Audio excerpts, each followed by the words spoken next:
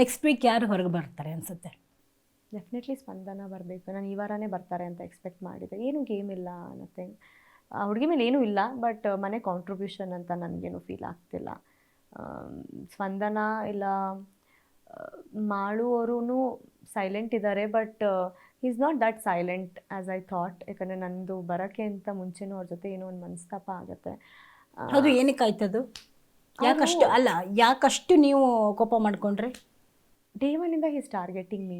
ಅದು ನಿಮ್ಗೆ ಕಾಣಿಸ್ತಾ ಹಂಗೆ ಇದೆ, ಅನಿಸ್ತಾ ಇತ್ತಾ? ಜನರಿಗೂ ಕಾಣಿಸ್ತಾ ಇದೆ. ಯಾಕಂದರೆ ನೋಡಿ, ಅಬ್ಸರ್ವ್ ಮಾಡಿ, ಎಲ್ಲ ಟೈಮಲ್ಲೂ ರಿಷಾ ಅನ್ನೋದು ಬಿಟ್ಟರೆ ಅವ್ರಿಗೆ ಇಲ್ಲ. ನಾಮಿನೇಷನ್ ಆದರೆ ರಿಷಾ, ಮನೆಯಿಂದ ಆಚೆ ಹೋಗ್ಬೇಕು. He was the only 1% to take that card, red card. ಅದು ಅವ್ರಿಗೆ ಪರ್ಸ್ನಲ್ ಆಗಿ ಹಂಗೆ ಅನಿಸ್ತಾವೇನ?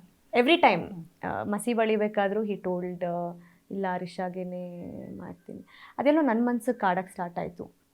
ನಾನು ಏನು ಮಾಡಿದ್ದೀನಿ ಮಾಳು ಅಣ್ಣಂಗೆ? ಅಣ್ಣ ಅಂತ ಕರೆಯೋದೇ ನಾನು ತುಂಬ ಕಡಿಮೆ. ಅಣ್ಣ ಅಂತ ಪೊಸಿಷನ್ ಕೊಟ್ಟಿದ್ದೆ ನಾನು ರಿಯಲ್ ಲೈಫಲ್ಲೂ ಕರೆಯೋದು ತುಂಬ ಕಡಿಮೆ. ದೊಡ್ಡ ಪದನ ನಿಮಗೆ ಕೊಟ್ಟಿದ್ದೀನಿ ಅಂದಾಗ ನನಗೆ ಮನ್ಸಿಗೆ ಸ್ಟಾರ್ಟ್ ಆಯಿತು. Is like what have done to him. ಅವ್ರದ್ದು ಏನಾಗೋಯ್ತು ಮೇ ಬಿ ನನ್ನ ಮಾತು ವಿಚಾರಗಳು, he did not like it. Maybe ಅವ್ರಿಗೆ ಹೆಣ್ಮಕ್ಳಂದ್ರೆ ಹಿಂಗೆ ಇರಬೇಕು, ಈ ಥರ ಮಾತಾಡಬಾರ್ದು ಇದೆಲ್ಲ ಆದಾಗ ನಾನು ಅವಾಗ I could not take that. I gave it him good way. ಅಂದರೆ ಸರ್ ಹಿಂಗೆಲ್ಲ ಇರೋಕ್ಕಾಗಲ್ಲ, ನೀವು ತೊಗೊಂಡ್ಬೇಡಿ ಹಿಂಗೆ ಅಂತ ಹೇಳಿ ಅವ್ರು ಫುಲ್ ಅಗ್ರೆಸಿವ್ ಆಗಿಬಿಟ್ರು.